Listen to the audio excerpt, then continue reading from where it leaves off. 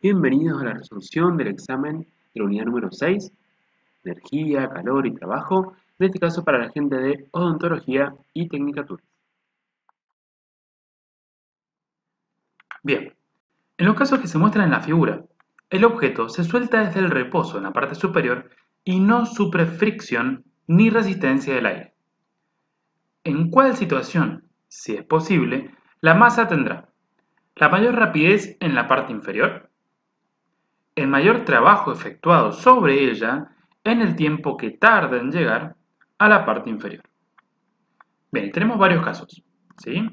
Tenemos acá un caso en el cual se suelta y cae prácticamente derecho, ¿sí? Una altura h, la masa m. Otro caso en el cual la masa m cae una altura h a través de una pendiente. Y otro caso en el cual una masa 2m cae también una altura h a través de una pendiente, ¿sí? Esos son los tres casos y nos pregunta, ¿cuál tendrá mayor rapidez en la parte inferior? ¿Y cuál de ellos tendrá el mayor trabajo efectuado sobre ella en el tiempo que tarda en llegar a esa parte inferior? ¿Sí? Dice, la A, o sea, 1A, 2B, 1A, 2C, 1C, 2C, después A y A, etc. O ninguna respuesta anterior es correcta, que en este caso es la que es. ¿Por qué? Bien, vamos a analizar un poquito lo que sería la ecuación de conservación de energía, porque acá no hay ni fricción ni resistencia del aire. Por lo tanto, hay conservación de energía. Atención que todos caen a la misma altura h, si bien estos lo hacen de costadito o puede ser en diagonal. Recordemos que cuando hay conservación de energía, no me importa el camino recorrido, sino que me importa el punto inicial y el punto final. El punto inicial está a esta altura y el punto final está acá abajo. ¿Sí? Todos tienen la misma altura inicial, todos tienen la misma altura final, en lo que a energía potencial se refiere. Y energía cinética es lo que se relaciona con la mayor rapidez en la parte inferior. Ahora, si nosotros hacemos conservación de energía, podemos decir que la energía total o mecánica en la parte superior es igual a energía total o mecánica en la parte inferior. Entonces vamos a llamarla así, energía mecánica en la parte inferior o 2, final, es igual a energía mecánica en la parte superior, que sería la 1, digamos, la inicial.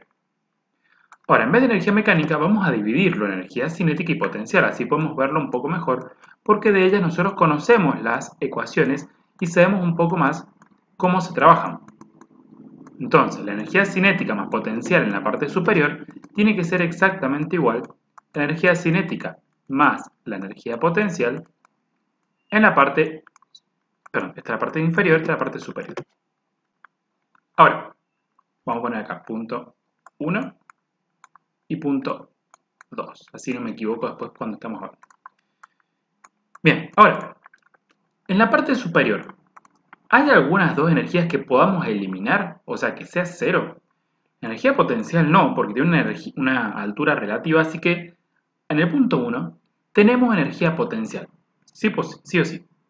Pero lo que no hay es cinética, porque nos dice muy claramente que se suelta desde el reposo en todos los casos. Se suelta del reposo, la velocidad inicial es cero, y si la velocidad es cero, la energía cinética es cero. O sea que este término se hace cero y lo podemos tachar o simplemente lo borramos. Al mismo tiempo, en la parte inferior, en todos los casos, la altura se va a hacer cero porque llegamos al piso. Y si la altura vale cero, su energía potencial relativa también vale cero. Por lo tanto, nos queda que la energía cinética final es igual a la potencia inicial, lo cual tiene mucho sentido. Toda la energía potencial se ha convertido en energía cinética. Ahora, la energía cinética es un medio de la masa del cuerpo por la velocidad que alcanza elevado al cuadrado. Esto en el punto 2. La energía potencial es un medio por la masa del cuerpo por la... Perdón, energía potencial es la masa del cuerpo por la gravedad por la altura inicial del cuerpo. Perfecto. Ahora, si nosotros tomamos el cuerpo 1, 2 y 3, bueno, los casos 1, 2 y 3, en el caso 1 y 2 no hay ninguna variante porque la masa es m. En el caso 3, la masa es 2m, entonces tenemos que acá agregar un 2 por m. Sin embargo, vean un detalle, y es que, como solamente tenemos un término de este lado y un término de este lado, esa masa, no importa si es m o es 2m, yo la puedo pasar dividiendo. Y si la paso dividiendo, lo que termina sucediendo es que se simplifica. M dividido M es 1. 2M dividido 2M es 1. Y por lo tanto, ninguna de las tres situaciones depende de la masa. Y fíjense que en las tres situaciones, la velocidad 2 se puede calcular como este 2 que pasa multiplicando por G por H, y después eso pasa como raíz cuadrada. Entonces, no importa si la masa es 2M o es M, no importa si estamos en diagonal o derechito, ¿sí? Como solo nos importa el punto inicial y el punto final, bien yo pude haber hecho este recorrido. Y aún así, la velocidad 2 va a depender solamente de la altura inicial.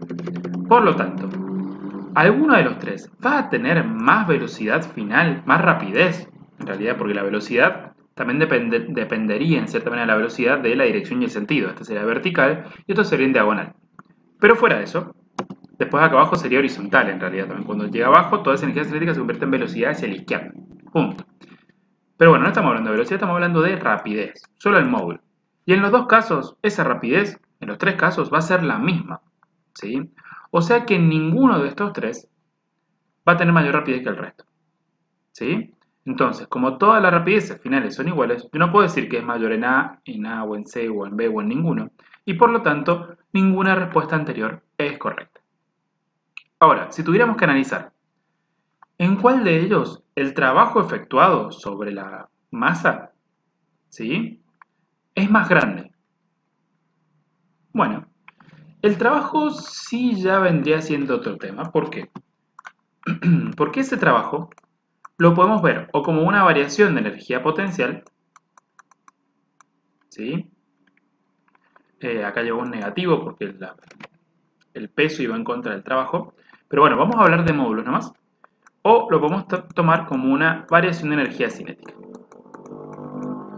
No importa si lo veo como una variación de energía cinética o como una variación de energía potencial, ¿por qué? Porque en este caso, justamente como hay conservación de energía, esta variación y esta variación son iguales.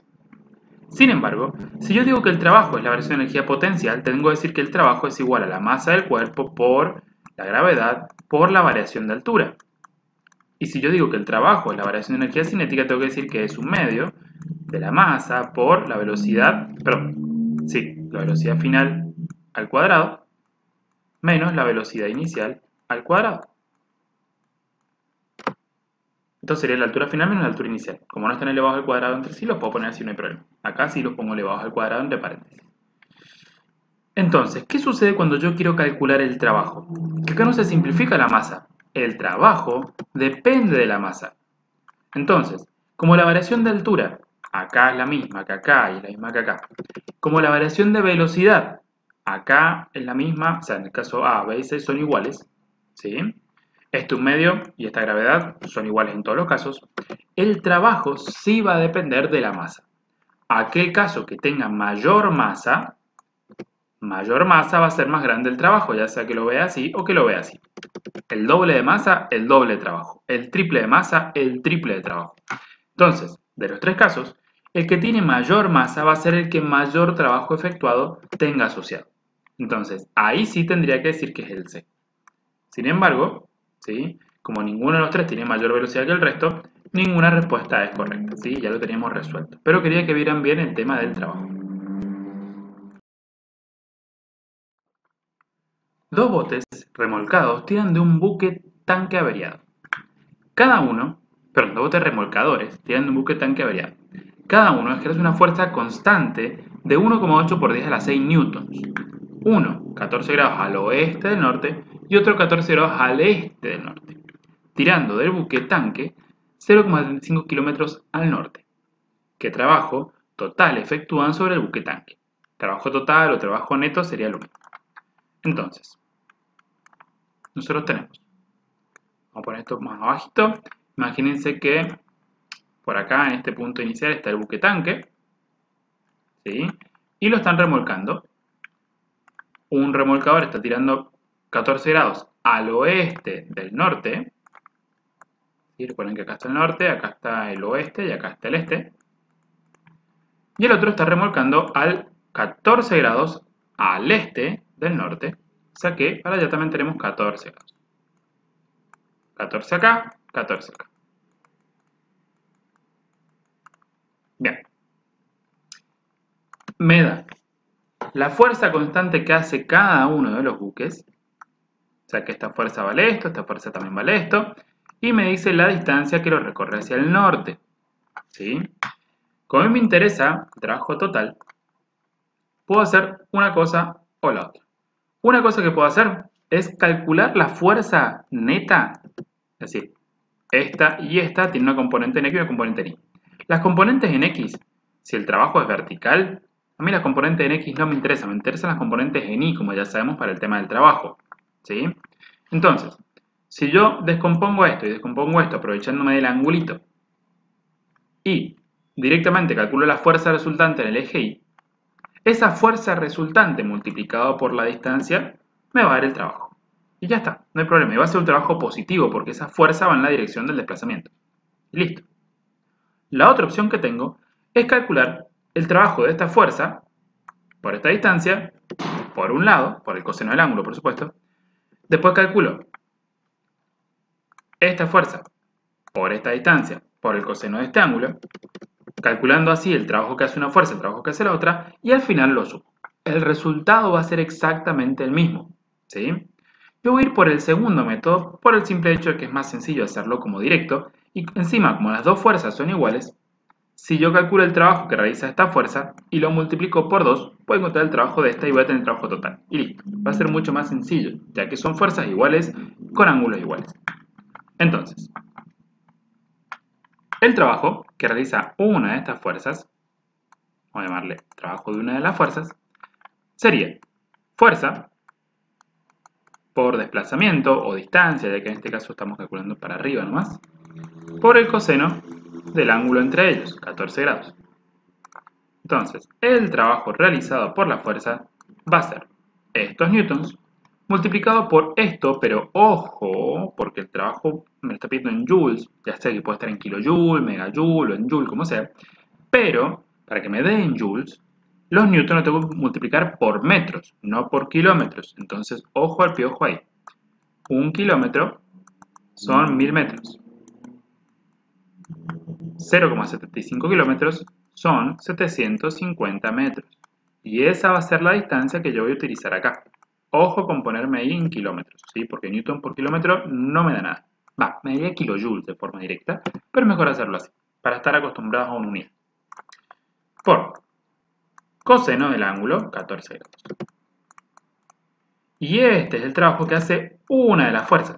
De nuevo, como las fuerzas y los ángulos son iguales, si yo quiero el trabajo neto, o trabajo total, me bastaría con agarrar este trabajo que tengo acá, calcularlo y multiplicarlo por 2.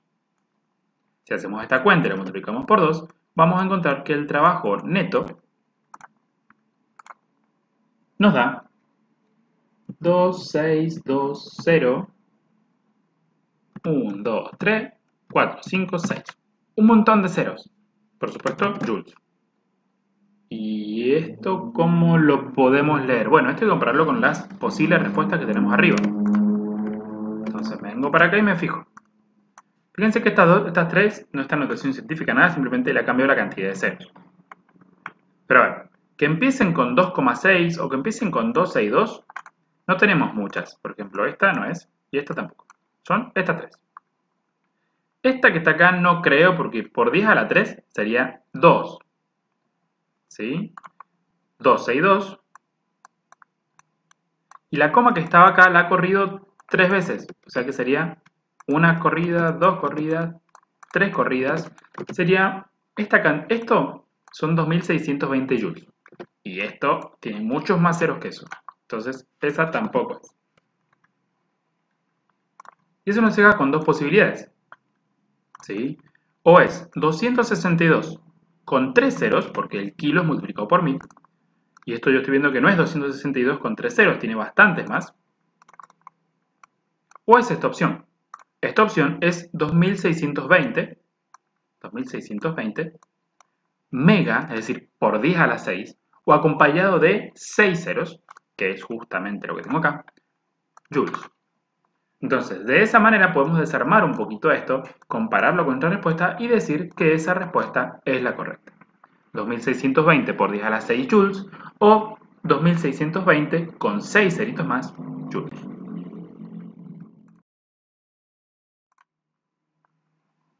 Un cuerpo A tiene mayor capacidad calorífica que otro cuerpo B. Recuerden que la capacidad calorífica era una cantidad de calor dividido una variación de temperatura. No es lo mismo capacidad calorífica que capacidad calorífica específica o calor específico, en la cual acá teníamos también una masa. ¿Sí? Una pequeña diferencia. Bien, entonces el cuerpo A tiene mayor capacidad calorífica que otro cuerpo B.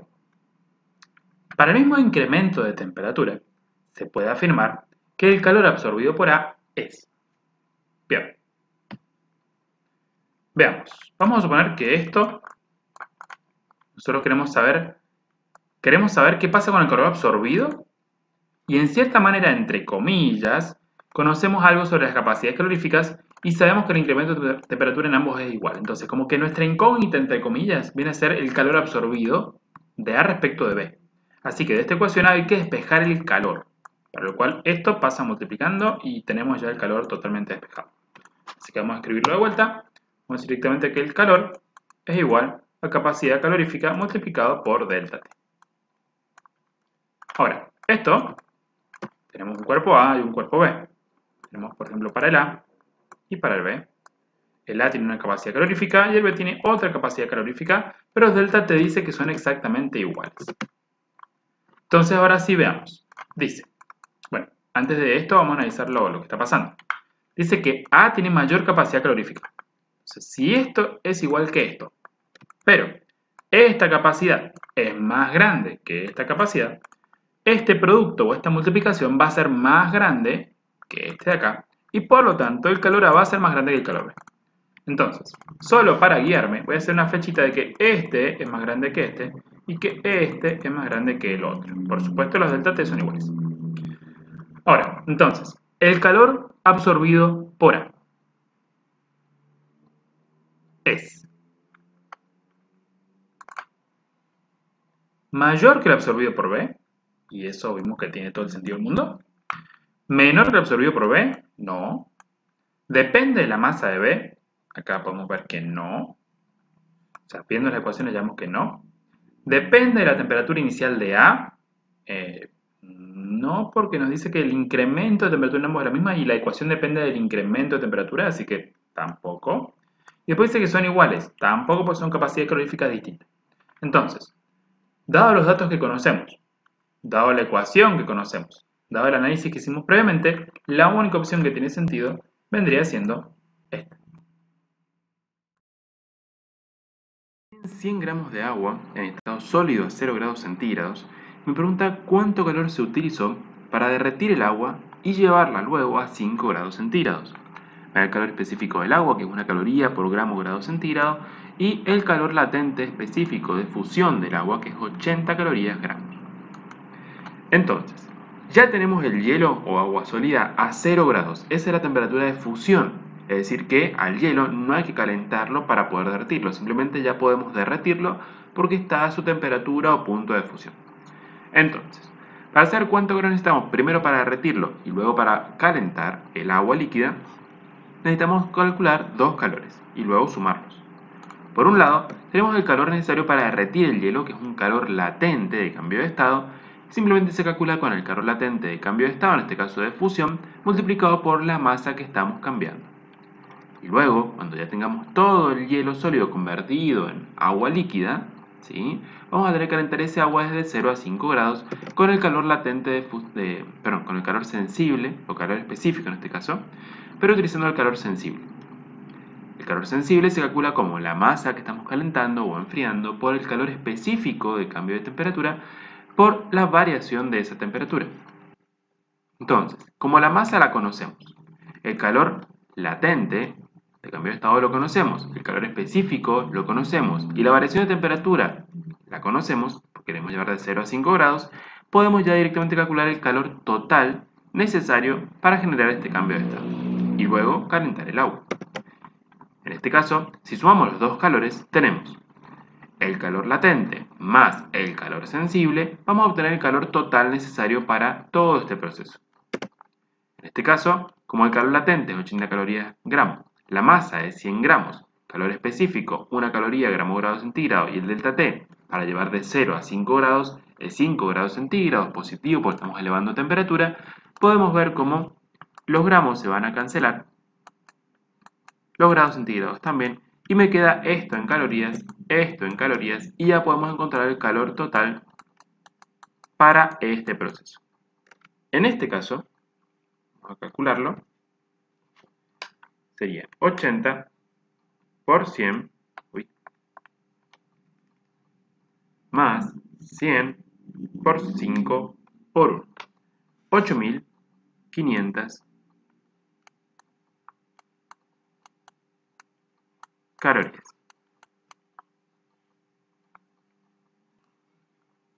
Sin embargo, si vamos y controlamos los resultados, veremos que están todos en joules o kilojoules, así que esto tenemos que convertirlo.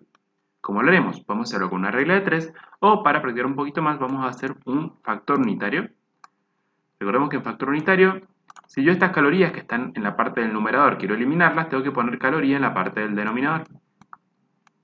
Y luego, arriba, dejar la unidad que quiero que me quede arriba, en este caso el joules. Una vez que ya hice eso y que ya confirmé que mi unidad se va a cancelar y me va a quedar en joules, acá pongo la equivalencia que yo conozca. Algunos pueden acordarse que un joule son 0,24 calorías y pueden utilizar esta equivalencia que está perfecto. Y ahora pueden acordarse la otra equivalencia que por ahí han visto que es que 4,186 joules son una caloría. No importa cuál de las dos equivalencias utilicen, el resultado final va a ser muy similar y se va a parecer, digamos, a algunas de las respuestas posibles. En este caso, si calculamos este calor total en joules, nos va a dar aproximadamente 35.581 joules. Esto es un 8. Ahí está. Entonces, este resultado sí lo podemos ir a comparar con lo que tenemos allá arriba. Venimos para acá y nos fijamos. A ver, este ni siquiera empieza con 3, este ni siquiera empieza con 3 y este ni siquiera empieza con 3, pues están en joule o kilojoule, no importa. A lo sumo sería correr la coma. Puede ser este o puede ser este. Cuando me fijo el primer resultado es 3,35 por 10 a la 4. Sería como si yo acá pusiera una coma. Sería 3,5 por 10 a la 4 en todo caso.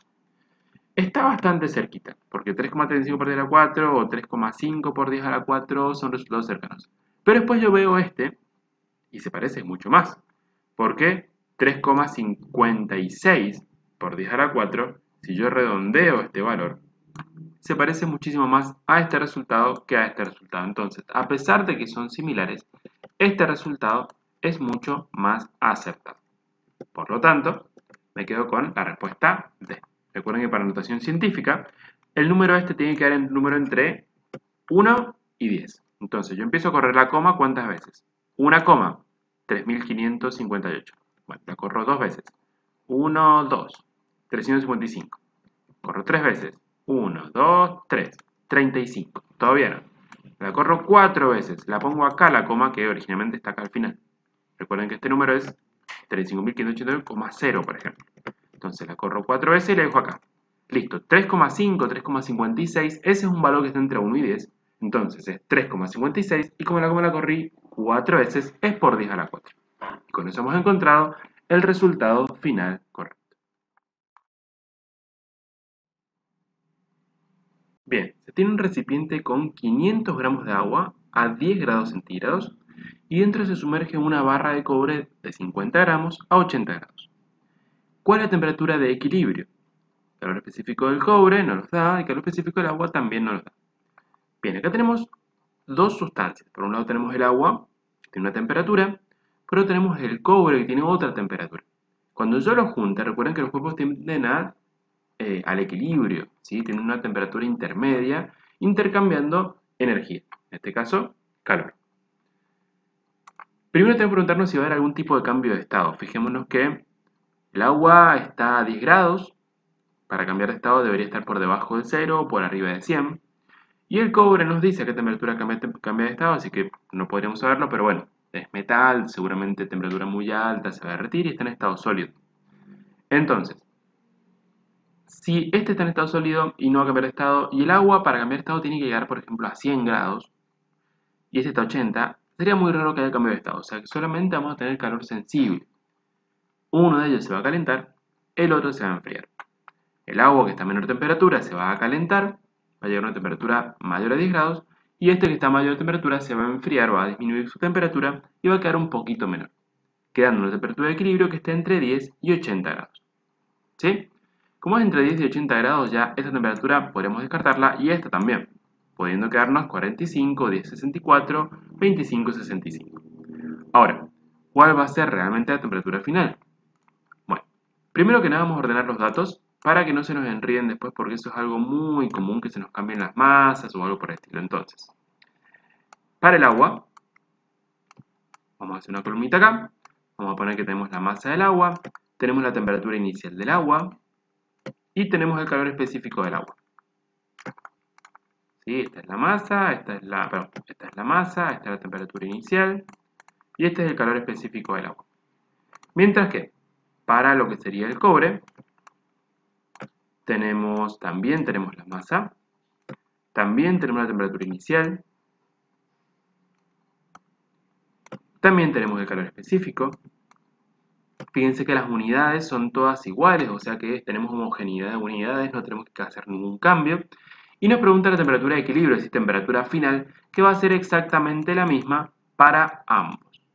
¿Sí? Eso tenemos que estar todos de acuerdo en que al llegar al equilibrio llegan a la misma temperatura. Otra cosa, que ambos son calores sensibles. Y el agua va a ganar calor, mientras que el cobre va a perderlo. ¿Cuánto? Y bueno, todo el calor que gane el agua positivo, de algún lado tiene que salir. Va a ser el mismo calor que va a haber perdido el cobre, porque justamente hay conservación de la energía. Entonces todo el calor que gana el agua es aquel que ha perdido el cobre y por eso agregamos un signito negativo de este lado. El calor que ha ganado el agua es un calor sensible. Sería masa del agua por el calor específico del agua por la variación de temperatura delta T. Pero como lo que necesitamos es una incógnita que está acá adentro, mejor lo vamos a abrir y vamos a poner temperatura final o temperatura de equilibrio, podemos llamarle, menos temperatura inicial del agua que la conocemos. Del otro lado tenemos el signito negativo por la ecuación de conservación y tenemos un calor sensible de cambio de temperatura que sería la masa del cobre por el calor específico del cobre por el delta temperatura, que es temperatura final del cobre menos temperatura inicial del cobre. Fíjense que a la temperatura final no les he hecho diferenciación de agua o cobre porque son iguales, entonces mejor tener una sola incógnita ya que es la misma. Una vez que llegamos acá, tenemos dos posibles caminos. Una opción es acá trabajar con las letras, digamos, con las variables, y tratar de despejar TF, que es mi única incógnita, porque fíjense que las masas las conocemos, los calores los conocemos, temperatura inicial los conocemos, entonces la única incógnita es TF, la puedo despejar ya acá, con las letras. Y la otra opción es reemplazar todos los números que conozco y después hacer el despeje. Las dos opciones son igual de válidas, así que pueden elegir la que más les guste. Yo voy a hacerlo con los numeritos. Poner la masa del agua, el calor específico del agua, vamos a abrir un paréntesis, temperatura final es una incógnita, así que la vamos a dejar como incógnita, menos temperatura inicial del agua, cerramos paréntesis, signo igual, negativo de la ecuación, la masa del cobre, el calor específico del cobre, abrimos paréntesis, temperatura final, menos la temperatura inicial del cobre.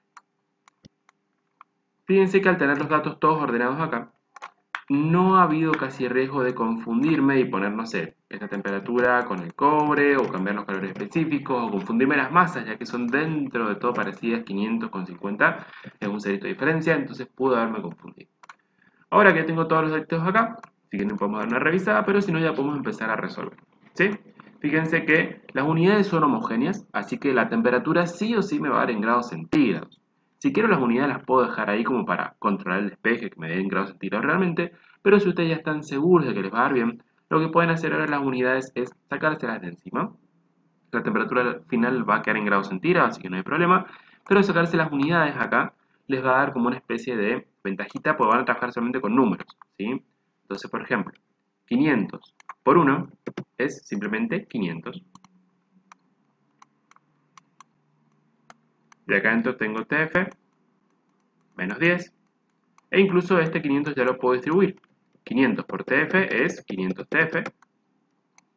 Y 500 por menos 10 es menos, más por menos es menos, 5000. Y fíjense que se ve mucho más limpio y sencillo utilizando simplemente números para dedicarme a resolver la parte matemática, que sería el despeje. ¿Sí? Y acá puedo hacer lo mismo. Todo este valor, menos 50 por 0,093 por TF, ¿sí? Veamos cuánto nos da. 50 por 0,093 da 4,65 negativo. Menos 4,65 multiplicado por TF va a ser menos 4,65 TF. Después, menos por menos, más. 4,65 multiplicado por 80 nos da 372. Ahora, esto es como una especie de X, ¿sí? Está de los dos lados, así que tengo que juntar los términos con X de un lado y los términos sin X del otro. Por un tema de simpleza, voy a dejar este donde está. Este que está restando lo voy a pasar para el lado izquierdo sumando. Este lo voy a dejar del lado derecho y este lo voy a pasar para el lado derecho sumando. Entonces, 500 más 465 sería 504,65 multiplicado por TF. Y del lado derecho tenemos 5000 más 372, 5372.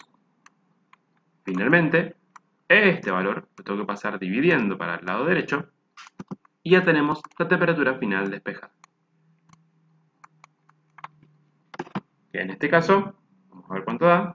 5372 dividido 504,65 nos da un total de 10,64 y como dijimos, está todas las unidades homogéneas, tenía que dar en grados centígrados. Si después quieren lo pueden pasar a Fahrenheit o a Kelvin, otro paso extra. Pero en este caso, la respuesta está en grados centígrados, ya tenemos la opción correcta y podemos concluir el ejercicio.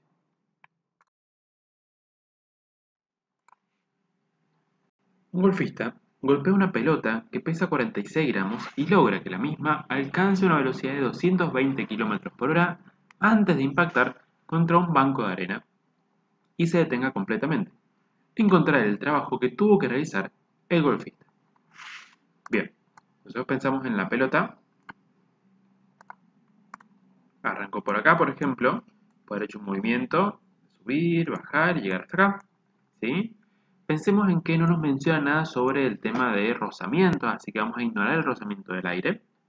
Y vamos a pensar que el trabajo que hizo el golfista es para darle energía a la pelota para llegar de acá hasta acá con cierta velocidad. Veamos, la altura inicial y la altura final cuando llega al banco de arena serían las dos iguales. Podemos considerar altura 0 y altura 0, ¿sí? Pero la altura acá y acá son exactamente las mismas. Sin embargo, lo que ha cambiado bastante es el tema de la velocidad, porque acá cuando la pelota le fue a pegar estaba quieta, y sin embargo cuando llegó acá al final es 220 km por hora. Entonces, ha habido un aumento considerable de energía cinética. Lo que habría que hacer de todas maneras, primero que nada, es estas dos cositas antes de empezar a hacer cualquier cálculo, si las vamos a utilizar, pasar a las unidades correctas. Por ejemplo, estos que son 46 gramos, me gustaría tenerlo en kilogramos, y esto me gustaría tenerlo en metros sobre segundo. ¿Sí? Entonces, vamos a hacerle un pequeño cambiecito y después volvemos para el dibujo y la situación. Bien, a esto vamos a pasarlo a metros sobre segundos, para el kilómetro eliminarlo, vamos a poner kilómetro acá abajo y vamos a decir que un kilómetro son 1000 metros. Y para eliminar la hora que está en el denominador, ¿sí? Recuerden que esto se vería algo así. Para eliminar la hora que estaba acá abajo, tengo que ponerla después arriba en otro factor unitario, ¿sí? También pueden hacerlo con regla de 3. Y acá abajo los segundos. Una hora son 3600 segundos. Y si no me acuerdo esta equivalencia, puedo pasar la hora a minutos y después los minutos a segundos sin problema. Al hacer esto, vamos a poder pasar la velocidad, que nos va a dar aproximadamente 61,1 metros sobre segundo. Entonces ya tenemos nuestra velocidad. Y la masa, podemos hacerlo factor unitario con regla de 3, pero fíjense que tal vez con regla de 3 es sencillo por un solo cambio. 1000 gramos son 1 kilogramo. 1000 gramos son 1 kilogramo. 46x, nos va a dar un total de 0,046 kilogramos. Y ahora sí que tenemos unidades más o menos homogéneas, podemos ir a trabajar en nuestro problemita sin inconvenientes. Bien, acá hasta cierto punto hay conservación de energía porque no tenemos rozamiento, pero sí tenemos un trabajo que le estamos entregando acá a esta pelotita al inicio, le estamos haciendo un trabajo para que justamente aumente su energía cinética en cierta forma. Entonces, veamos cuál sería la ecuación de esta situación. Si hubiese conservación de energía y no hubiese ningún trabajo externo, esto sería que la energía cinética inicial más la energía potencial inicial debería ser igual a la energía cinética más la potencial final. Sin embargo, como acá le estamos agregando un trabajo que se lo estamos dando de forma positiva a la pelotita para que aumente su energía, tenemos un trabajo que está acompañando al estado inicial para que la energía final sea más grande. Mientras más grande sea el trabajo que yo le estoy regalando a esta pelotita, positivo, por eso lo he puesto positivo, mayor va a ser la energía final. Ahora, ¿teníamos energía cinética inicial? No, porque esto estaba quieto, entonces la velocidad inicial es 0 y la energía cinética inicial es 0. ¿Teníamos energía potencial inicial y final? No sabemos en realidad, porque nosotros vamos a suponer que estamos en el piso. Entonces, si estamos en el piso, la altura es 0, esto es 0 y esto es 0, punto. Pero también podríamos estar un poquito acá más arriba y terminar acá un poquito más arriba si este campo estuviera elevado. Si podríamos suponer que este campo está en una montaña. Sin embargo, como la altura inicial y la altura final son iguales, las energías potenciales inicial y final también son iguales. Entonces, si esto ustedes lo pasaran restando para acá, este y este estarían restándose, serían iguales y a fin de cuentas se cancelarían. Por lo tanto, como todo se ha cancelado, podríamos decir que este trabajo que le entregó el golfista es igual a la energía cinética final, lo cual tiene sentido, no teníamos energía y de repente me apareció una energía cinética. ¿Por qué? Porque le dimos un trabajo. Entonces, simplemente, ese trabajo lo puedo calcular como se calcularía la energía cinética final, que sería 1 medio por la masa del objeto por la velocidad final elevada al cuadrado. Al hacer este cálculo, obtenemos la energía que sería 1 medio por 0,046 por 61,1 elevado al cuadrado. Al hacerlo, esto les va a dar muy cerquita de 85,86 joules, por supuesto, por la unidad del sistema internacional. Y fíjense que las posibles respuestas está muy cerquita del 86. Si esto se redondea sería 0,9 y 85,9 es casi 86. Así que vamos a seleccionar esta como opción correcta. Indicar cuál de las siguientes afirmaciones es incorrecta. Me dice, los cambios de fase ocurren a temperatura constante. Esto está totalmente bien, así que esto ya lo podemos descartar como incorrecto. ¿Sí? Así que lo sacamos.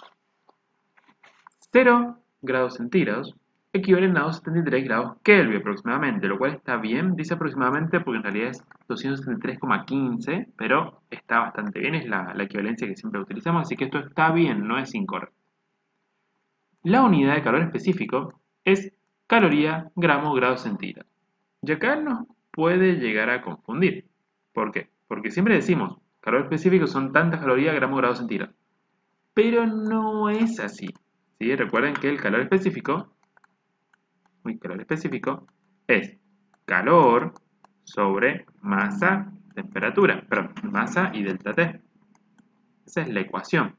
Cuando mencionamos el calor específico del agua, decimos que es, por ejemplo, una caloría por gramo grado centígrado, pero están en el denominador estas unidades y no es lo que acá me está mostrando. Acá pareciera que la masa estuviera en el numerador, entonces esto no está bien y por eso esta opción es la incorrecta. Ahora, ¿qué más me dice por abajo? Dice, el intercambio de calor entre dos sistemas depende de la masa de estos. Bien, y eso es correcto porque a mayor masa de uno de los cuerpos vamos a tener una cierta cantidad de calor y a menor masa del otro cuerpo vamos a tener otra cierta cantidad de calor. ¿Sí? Cuando estamos hablando de intercambio de calor, tanto el calor sensible como el calor latente dependen en cierta medida de las masas. Mayor masa, generalmente hay mayor cantidad de calor asociada. el calor específico del hielo y el calor específico del agua son magnitudes cuyos valores son distintos. Y eso está bien, porque para el hielo hemos visto que es 0,48, 0,5, muy cerquita de eso, calorías, gramos, grados centígrados, mientras que para el agua, por ejemplo, es 1. Entonces, para la misma unidad ya podemos ver que hay valores diferentes y por lo tanto podemos afirmar que los calores específicos son distintos. Entonces, la única opción que es incorrecta vendría siendo esta que tenemos aquí.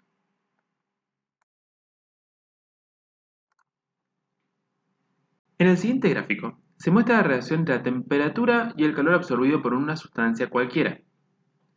Parece ser agua de todas maneras porque el punto de ebullición justo es 100 y el de fusión justo es 0, pero dice cualquiera. Indique la cantidad de calor latente, ojo con eso, que debió recibir dicha sustancia para elevar su temperatura desde 0 en fase líquida, o sea, desde acá, cuando ya es todo líquido, hasta acá, que es 100 grados en la misma fase. ¿Sí? Veamos, ¿qué está pasando acá? Bien, acá tenemos un punto de fusión, por lo tanto, esto que tenemos por debajo del punto de fusión es fase sólida. También me corrió el cartelito, pero esto que está acá sería la fase sólida. ¿Sí? Entonces, acá tenemos una elevación de temperatura y cuando elevamos temperatura tenemos calor sensible. Luego, acá pasamos de fase sólida a fase líquida a temperatura constante, o sea que acá tenemos un calor latente. Luego, a partir de acá hasta acá, en estado líquido, elevamos temperatura y tenemos nuevamente calor sensible. ¿Cuánto calor sensible recibimos? Bueno, de 14 a 30 pueden hacer la diferencia, son 16 kilocalorías. Ese es el calor sensible que recibimos para pasar de 0 a 100 grados centígrados, porque es un calor de aumento de temperatura. Luego que hay calor latente de cambio de estado, y luego que hay calor sensible nuevamente para elevar la temperatura de la fase gaseosa. Sin embargo, a pesar de que esta respuesta está acá, no nos pregunta cuánto calor sensible o cuánto calor necesitamos para elevar la temperatura de 0 a 100. Nos pregunta específicamente por una cantidad de calor latente necesario para elevar temperatura.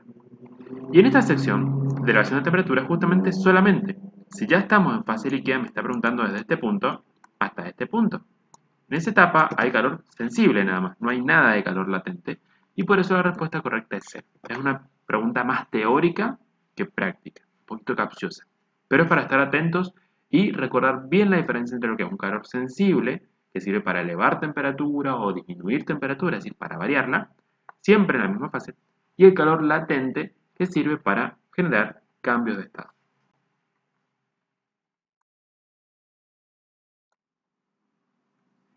Indique de qué material está formada una barra que mide 20 centímetros a 77 grados Fahrenheit y que al calentarse hasta 117,5 grados Fahrenheit se expande 0,09 milímetros longitudinalmente. Tener en cuenta que estos son los coeficientes de dilatación para los distintos materiales y algo que acá faltó, estos serían los coeficientes lineales, o sea que son los alfa, y la unidad que mantiene acá es 1 dividido grados centígrados, es decir que están para grados centígrados las variaciones de temperatura. Bien, entonces nos ha mencionado que hay una expansión longitudinal, es decir, una expansión o una dilatación lineal. Recuerden que esa dilatación lineal delta L es igual a la longitud inicial por alfa por delta T. Delta T lo conocemos, sí, está en Fahrenheit, pero podemos convertirlo en centígrados y lo tenemos. Longitud inicial lo tenemos, sí. Delta L también lo conocemos, lo que están en estas unidades, ahora tenemos que homogeneizar. Y con eso en mente podemos llegar a encontrar el alfa. Acá hay dos opciones.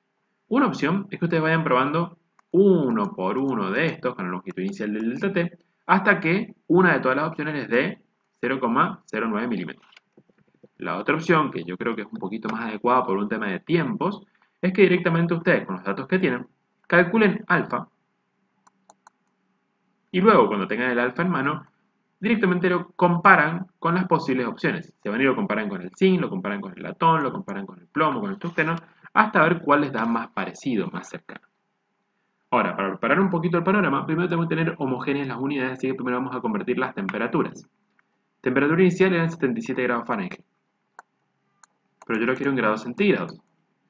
Para pasar los grados Fahrenheit a centígrados, lo que tengo que hacer es a 77 restarle 32, al resultado lo divido por 180 y al resultado lo multiplico por 100. Entonces, temperatura inicial me queda 25 grados centígrados. Temperatura final, 117,5.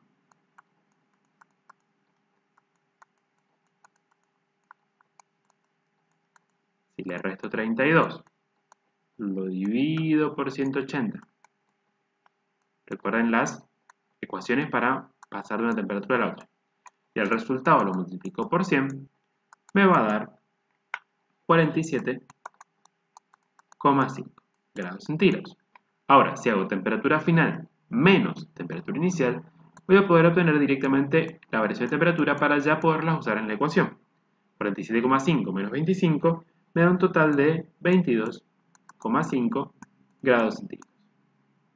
Luego, estos milímetros los voy a pasar a centímetros para tener homogéneas las unidades. Entonces, 0,09 milímetros. Si se acuerdan cómo pasar de milímetro a centímetro directo, buenísimo, pero si no pueden pasar a metros y después a centímetros. Por ejemplo, si el milímetro lo quiero eliminar, lo pongo abajo. Yo puedo decir que, por ejemplo, un metro son 1000 milímetros. Luego el metro lo quiero eliminar y puedo decir que un metro son 100 centímetros. Y de esa manera, sin saber la equivalencia directa entre milímetro y centímetro, he convertido los milímetros en centímetros. Los metros se van, milímetros se van, y me queda 0,009 milímetros. Perdón, centímetros.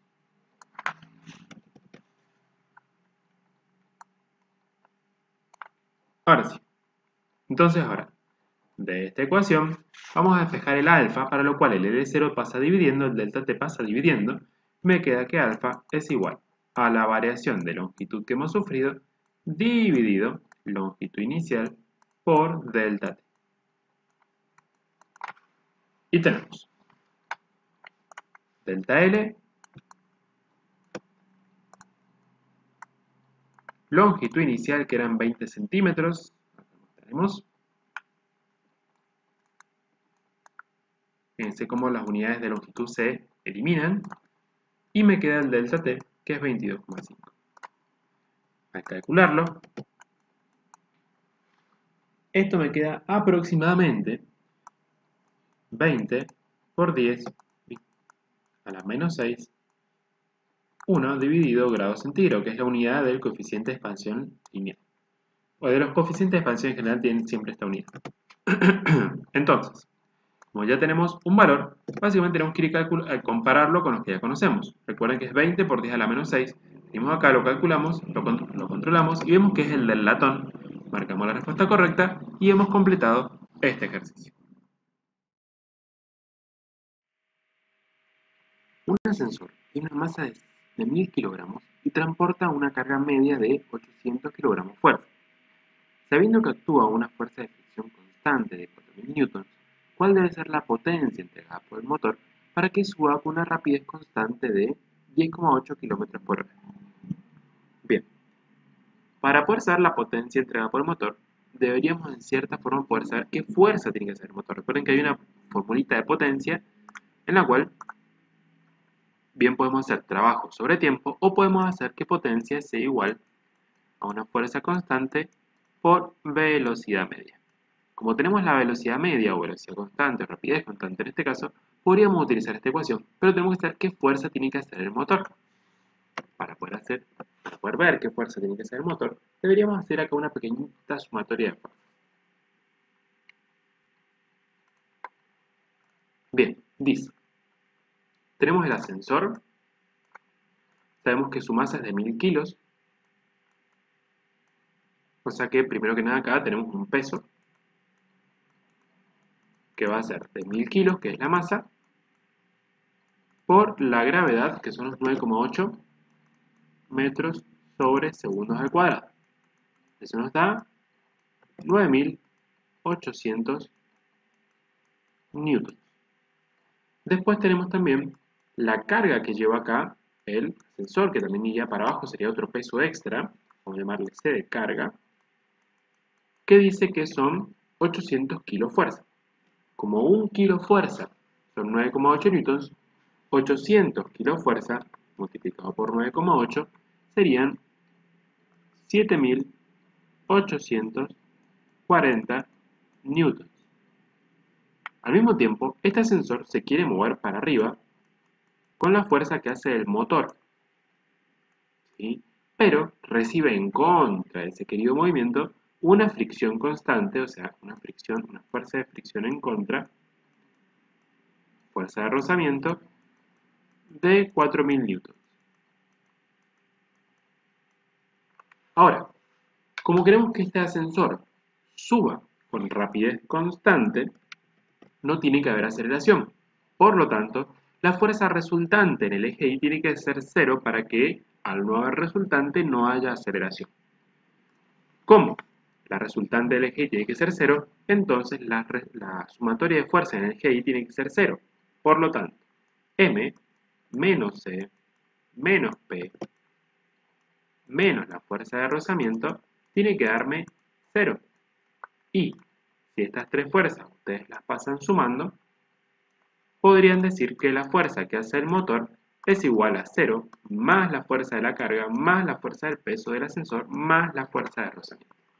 Entonces, la fuerza que tiene que hacer el motor va a ser igual a 9.800 newtons más 7.840 más 4.000, dando una fuerza total que tiene que hacer el motor de 21.640 newtons. Y esa es la fuerza total que tiene que hacer el motor.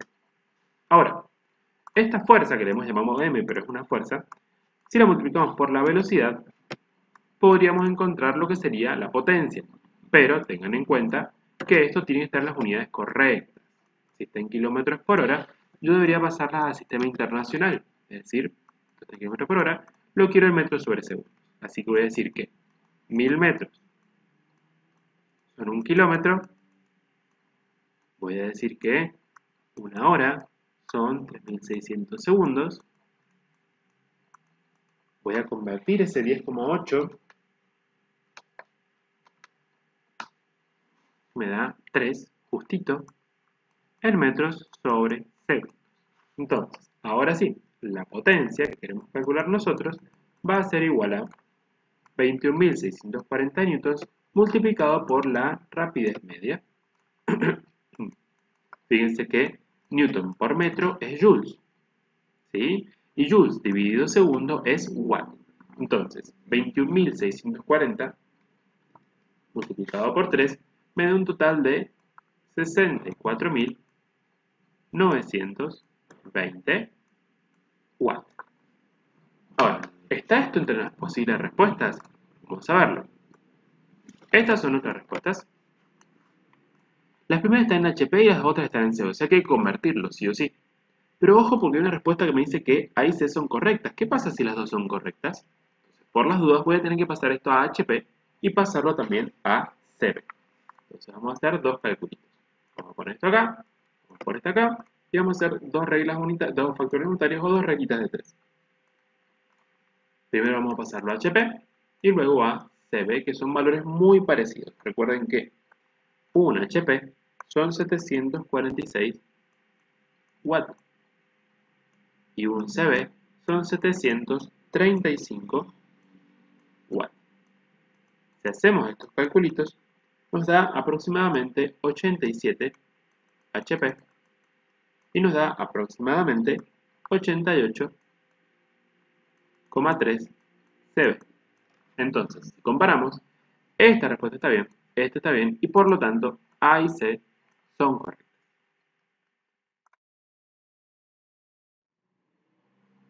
Bien, dice, se ponen en contacto 50 gramos de hielo a menos 20 con 300 gramos de agua a 10 grados centígrados, se observa lo siguiente. Nos da de datos el calor específico del hielo, el calor latente de fusión para el hielo o el agua para que se congele, y el calor específico del agua. Dice que la temperatura de equilibrio final es 0 grados, ¿sí? Entonces, como que el hielo debería llegar a 0 grados, el agua debería llegar a 0 grados y deberían quedar en esa temperatura de equilibrio. Luego dice que la masa de hielo que aún queda sin derretir, es decir, llegando el hielo a 0 grados, quedándose ahí a 0 grados y derritiéndose de a poquito, es de 31,25.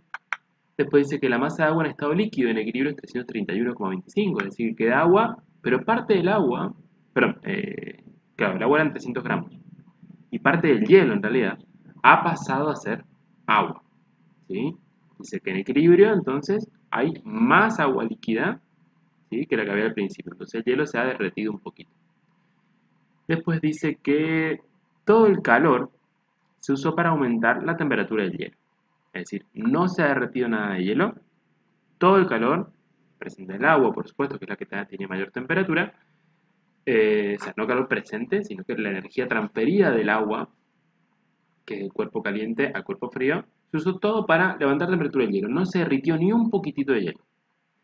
Y ahí están las opciones, ninguna es verdadera, todas es verdadera, la 1 y la 3, la 1 y la 2, la 1 y la 4, etc. Hay que analizar estas opciones. En este caso, es un caso medio como que no estamos seguros, ¿sí?, hasta dónde vamos a llegar, pero fíjense que hay algo que todos tienen en común en cierta forma, y es que en cierta forma todas llegan a ser verdad. O sea, esta tiene que ser verdadera necesariamente, porque si no las otras ninguna puede ser. O sea, si queda masa de hielo sin derretir, es porque hay agua líquida y hielo, y a la única temperatura a la cual pueden coexistir el agua y el hielo es a 0 grados. Si la masa de agua en estado líquido es esta, fíjense que el hielo había en 50 gramos. Si todo el hielo se hubiese derretido y hubiese empezado a aumentar su temperatura entre 0 y 10, habrían 350 gramos de agua líquida y estarían, no sé, 3 grados, 4 grados, 5 grados, 10 grados, no sé. Pero no habrían 331. Así que esta opción todavía está dejando en equilibrio una cierta cantidad de agua líquida y una cierta cantidad de hielo sólido. Entonces, para que el agua y el hielo estén en equilibrio, la única temperatura a la que pueden coexistir es a 0 grados. Y después me dice que todo el calor se usó para aumentar la temperatura del hielo. Es decir que la temperatura del hielo pasó de menos 20 a posiblemente 0. Esta podría llegar a descartar la primera, pues eso para levantar la temperatura del hielo quiere decir como que alcanzó hasta cierta temperatura, de menos 20 a menos 10, de menos 20 a menos 1, menos 20 a 0, pero no se alcanzó a derretir. Entonces, esta es la que podría llegar a pelearnos un poquito, pero las otras dos me dicen, che, la 1 tiene que ser verdadera. Entonces, vamos a ver realmente cuánto calor hay. Si solamente calentamos el hielo y solamente enfriamos el agua hasta 0, vamos a la hipótesis inicial. Si llegamos realmente a 0, ¿cuánto calor necesitamos? Bueno, para eso vamos a hacer lo que hicimos en un ejercicio previo, y es dividir por ahí los datos que tenemos del hielo y que tenemos del agua. ¿Sí? Además, fíjense que acá tenemos otros datos bastante importantes, que los vamos a traer para acá abajo. ¿Qué son estos datos? Vamos a verlos. Tenemos el calor específico, este es del hielo, este calor específico es del agua, y este calor latente de fusión, a esta temperatura era de acá. Este calor latente de fusión no lo vamos a usar para congelar agua, lo vamos a usar para derretir hielo, entonces lo vamos a dejar de este lado. Bien, si solamente yo quisiera enfriar esta agua de 10 a 0 grados, vamos a enfriar, y este lo iríamos a calentar. Si solamente hacemos eso, olvidémonos de que se derrite de momento. ¿Cuánto calor me dejaría el agua libre para que el hielo se caliente? Veamos. Si yo quisiera solamente enfriar esto, este calor del agua sería la masa, 300 gramos, por, vamos a hacer una cosa muy importante, es calor que el agua va a perder porque se va a enfriar, entonces le vamos a poner un negativo. Entonces, como va a perderlo, le agregamos manualmente este negativo. Ya vamos a ver para qué nos va a servir. La masa del agua por el calor específico del agua, una caloría, grado centígrado, por la variación de temperatura. Temperatura final, supónganse que la queremos llevar de 10 a 0, que supongamos que la temperatura de equilibrio, porque es lo que la mayoría de las opciones me están diciendo. Vamos a llevarla hasta 0, a ver qué pasa. 0 menos 10 grados centígrados. Resolvemos esto y nos dice que el calor que me puede llegar a entregar el agua es menos 300 por 1 por menos 10. Me va a dar positivo 3000. Y ahí está el motivo por el cual le pusimos este negativo, ¿sí?, para encontrarnos con la cantidad de calor real que nosotros tenemos disponible para darle al hielo. ¿Sí? Entonces este negativo se cancela con el negativo. Si no lo pongo no pasa nada, lo sumo me quedará negativo y me va a hacer acordar de que el agua está perdiendo calor. Nada más. Ahora, el hielo, si solamente quiere pasar de menos 20 a 0, ¿cuánto calor necesita? Veamos. ¿Cuánto calor necesita ese hielo para solo calentarse? La masa de hielo son 50 gramos. Calor específico del hielo es 0,5 calorías, grado centígrado. Y después, temperatura final sería 0, temperatura inicial sería menos 20 grados centígrados. 0 menos 20 sería 0 más 20. 20 positivo, ¿sí? Y a multiplicar 50 por 0,5 por 20, ¿cuánto obtenemos? Vamos a tener un calor del hielo. Va a ser 500 calorías. Entonces, fíjense que para enfriar el agua de 10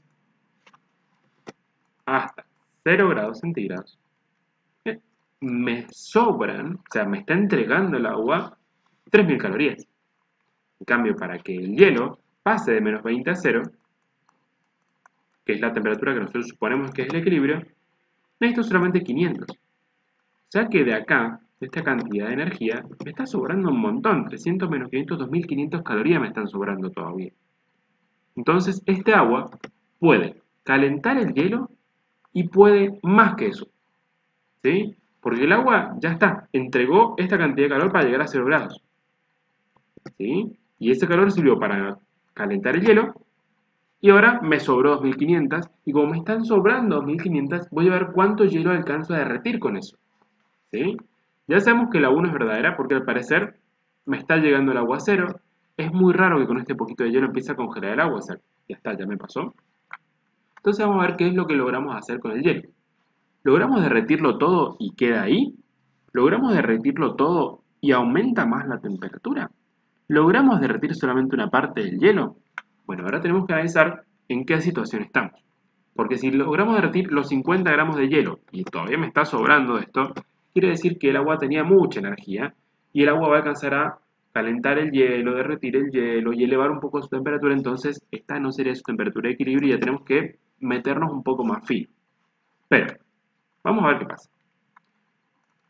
Supongamos que el agua llegó a 0 grados, el hielo llegó a 0 grados. ¿Sí? Entonces, el agua dio sus 3000 calorías, 500 las usó para calentar el hielo, me sobran aún, calor restante, 2500 calorías. Supongamos que este es el caso, nos están quedando 2500 calorías. ¿Cuánto hielo puedo derretir yo con eso?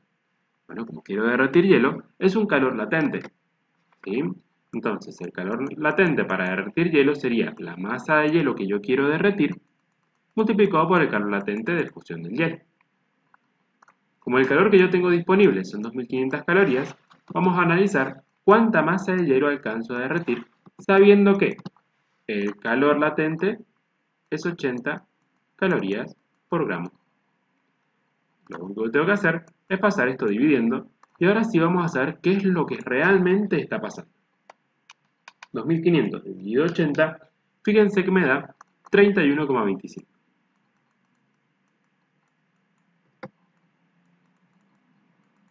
Esta masa sería la masa que genera cambio de estado, la masa de hielo que se derrite. Quiere decir que no se va a derretir todo el hielo y por lo tanto estábamos bien. ¿Por qué digo que estábamos bien? Porque el agua va a llegar a 0 grados, el hielo va a llegar a 0 grados y ahí se van a quedar. ¿Por qué? Porque el hielo se va a empezar a derretir a temperatura constante, 0 grados, pero no se va a derretir todo. De los 50 gramos solamente se derrite esto. Entonces me va a quedar hielo remanente, me va a quedar en equilibrio con el agua y por lo tanto todo va a quedar a 0 grados, que es la única temperatura a la cual el agua sólida, hielo y agua líquida pueden coexistir. Volvamos a las preguntas. Me decía que temperatura de equilibrio es 0. Perfectamente bien. Masa de hielo que aún queda sin derretir es 32,25. No, esa es la que se derrite. ¿Todo el calor se usó para aumentar la temperatura del hielo? No, también se usó para derretir un poco del hielo, 31,25. Y después me dice que la masa de agua en estado líquido es esta, lo cual tiene mucho sentido porque yo tenía 300 al principio y ahora que se derritieron 31,25 gramos de hielo, estos están en modo de agua. Entonces, como estos 31,25 están en estado líquido, están como agua líquida, si yo sumo 31,25 más 300, me da 331,25 y por lo tanto esta opción también es correcta y eso me deja con que 1 y 3 son correctos. Con eso estamos bien. Respecto a la temperatura y el calor, es correcto afirmar que no. ¿Son sinónimos? Bien, sabemos que no. El calor es una forma de energía que se transfiere entre cuerpos con diferente temperatura. Eso sabemos que está bien, pero siempre por las dudas si quieren pueden revisar un poquito más abajo. De todas maneras ya saben que esto está bien. ¿Por qué digo que revisar un poquito más abajo? Porque capaz que, no sé, alguno se quedó con una duda de, bueno, está bien, pero capaz que hay otra mejor. O capaz que más abajo hay una que me dice que B y C son correctas, por ejemplo. Entonces pues duda chumbe. Esta ya me suena que está bien. ¿Sí? Entonces la dejo ahí en stand-by. Me dice que el calor y la temperatura son dos formas de energía de un cuerpo y no. Eso sabemos que la temperatura no es una forma de energía. Si bien la temperatura se asocia a la energía interna de un cuerpo y el calor es una forma de energía en transferencia, no son forma de energía en un cuerpo. La temperatura es una medida del calor que se suministra al cuerpo. Tampoco, es una medida en cierta manera de la energía interna y se asocia más a la energía cinética, pero no es una medida del calor que se suministra.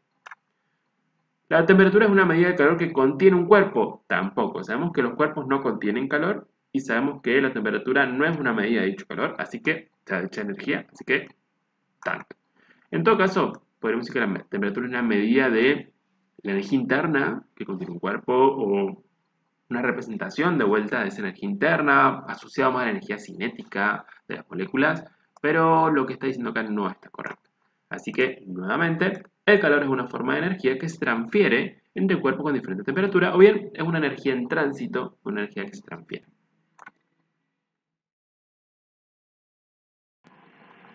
Un proyectil que pesa 80 kilofuerzas es lanzado verticalmente hacia arriba con una velocidad inicial de 95 metros sobre segundos.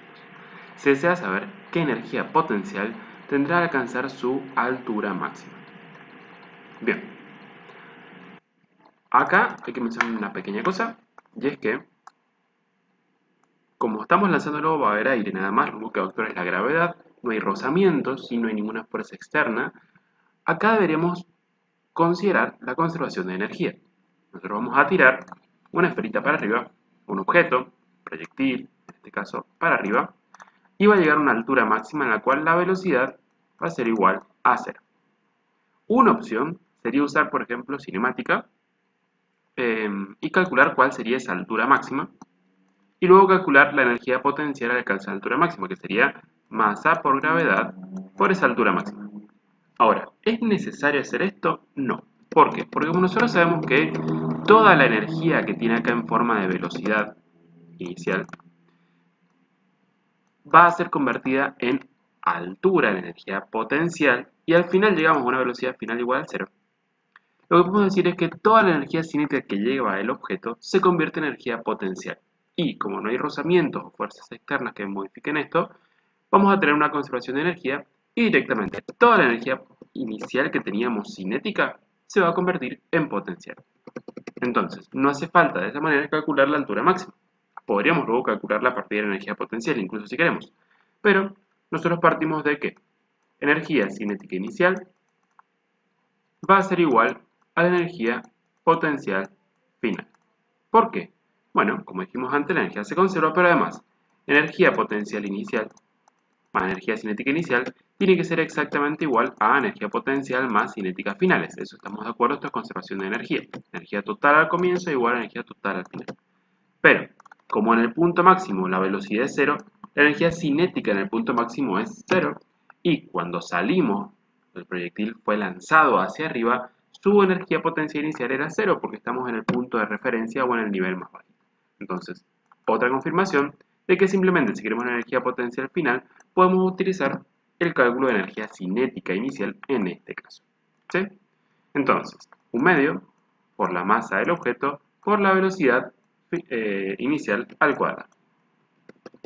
Masa del objeto, 80 kilos. ¿Cómo 80 kilos? Y acá dice 80 kilogramos fuerza y esto es un peso, no es lo mismo que la masa, etc. Bueno, ya lo vamos a ver ese detallito, pero siempre que el peso esté en kilogramos fuerza, coincide numéricamente con la masa del objeto en kilogramos. Ahora lo vamos a ver después en un segundito. De momento, energía cinética es 1/2 por la masa por la velocidad, que son 95 metros sobre segundos elevados al cuadrado. Y esto nos da una energía cinética de aproximadamente, vamos a calcularlo vuelta por las dudas,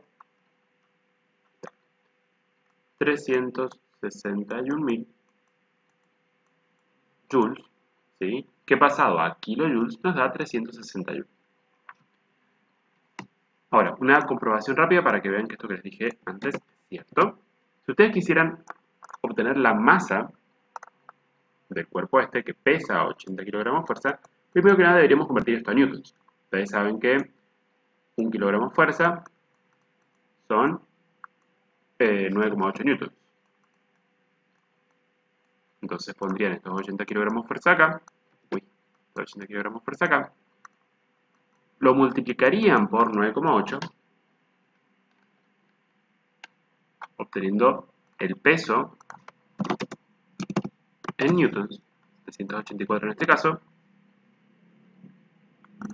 Y luego, como el peso es igual a masa por gravedad,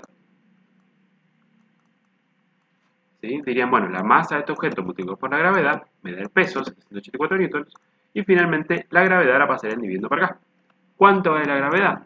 9,8 metros sobre segundos al cuadrado. Y esto me vuelve a dar los 80, solamente que ahora son kilogramos en vez de kilogramos fuerza. Por eso les comentaba que cuando el peso está en kilogramos fuerza, coincide numéricamente con la masa en kilogramos, y ustedes se evitan hacer estos cálculos simplemente con ese conocimiento. ¿Por qué? Y por acá están multiplicando por 9,8 y luego acá están dividiendo por 9,8, entonces numéricamente son iguales. Cuando se mide la temperatura de una persona que tiene fiebre, es conveniente esperar algunos minutos. ¿Para qué?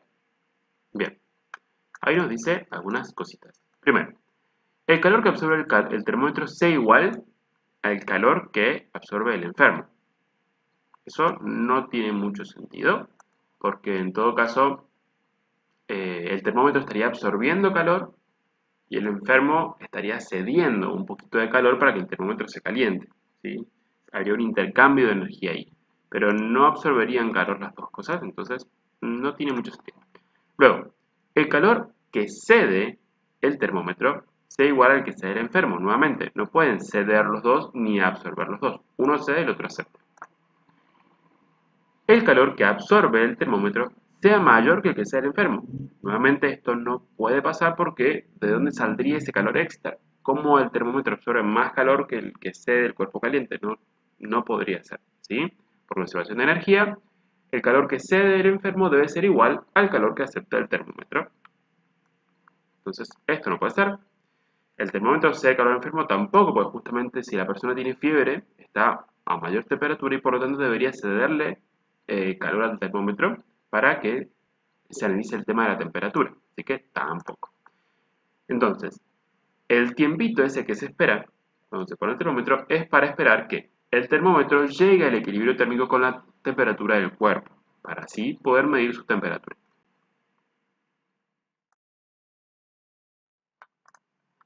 ¿Qué energía cinética alcanzará un cuerpo que pesa 38 newtons a los 30 segundos de caída libre? Es decir, empieza a caer con una velocidad inicial igual a 0 y luego de esos 30 segundos quiero saber qué velocidad tiene para poder calcular su energía cinética, ¿sí? De cinemática nosotros sabemos que esta velocidad final la podemos calcular como velocidad inicial más aceleración por tiempo.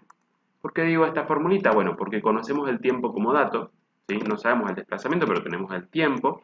Y al mismo tiempo, la aceleración la conocemos porque como es caída libre, es la aceleración de la gravedad. Como la velocidad inicial es 0, esta velocidad final la puedo calcular simplemente haciendo aceleración, que es la gravedad, 9,8 metros sobre segundos al cuadrado, multiplicado por el tiempo de caída, que son esos 30 segundos. Esto nos va a dar la velocidad final, que serían en este caso 294 metros sobre segundos, y es la que podemos ya utilizar para calcular lo que sería nuestra energía cinética. Vamos a calcularlo entonces, lo vamos a dejar por ahí. Aquí la tenemos a mano, digamos. Ahí. Y vamos a calcular la energía cinética. La energía cinética, recuerden que es un medio por la masa del objeto por la velocidad al cuadrado. Como la velocidad ya tenemos, me estaría faltando la masa, pero conozco el peso. ¿Sí? Como está en newtons, voy a tener que pasarlo a kilos. ¿Sí? Pero no puedo pasarlo porque esto es peso y la masa en kilos son magnitudes diferentes. Peso y masa son diferentes. Entonces, lo que hago es despejarlo de la ecuacióncita de peso. Peso es igual a masa por gravedad. Sí, la gravedad, pero la paso dividiendo, puedo calcular la masa a partir del peso. Entonces, la masa de nuestro objeto va a ser igual al peso del objeto en newtons dividido la aceleración de la gravedad, 9,8 metros sobre segundos al cuadrado, y al dividir el newton dividido los metros sobre segundo al cuadrado me va a dar la masa en kilogramos. En este caso da muy cerquita de 3,88 kilogramos. A ver, voy a contar otra vuelta por las dudas. Perfecto, muy cerquita de eso. Y finalmente tenemos nuestra energía cinética lista para ser calculada. Un medio multiplicado por la masa multiplicado por la velocidad elevado al cuadrado. Hacemos este calculito y nos da un total de aproximadamente, según los decimales que hayan utilizado, etcétera, etcétera, más o menos 167.685 joules. Que, si vamos a ver los resultados, el más cercano, por supuesto están todos en kilojoules, o sea que hay que correr la coma 1, 2, 3 veces, es 167,7, más o menos 168, podríamos decir casi, kilojoules, y por lo tanto la respuesta más cercana sería esta. Y bueno, hemos llegado al final de esta presentación, así que muchísimas gracias por su atención y espero sinceramente que les haya servido, hayan comprendido cómo se hacen los ejercicios y por sobre todo haber visto distintos mecanismos de resolución, que es algo que siempre viene bien. Abrazo grande y hasta la próxima.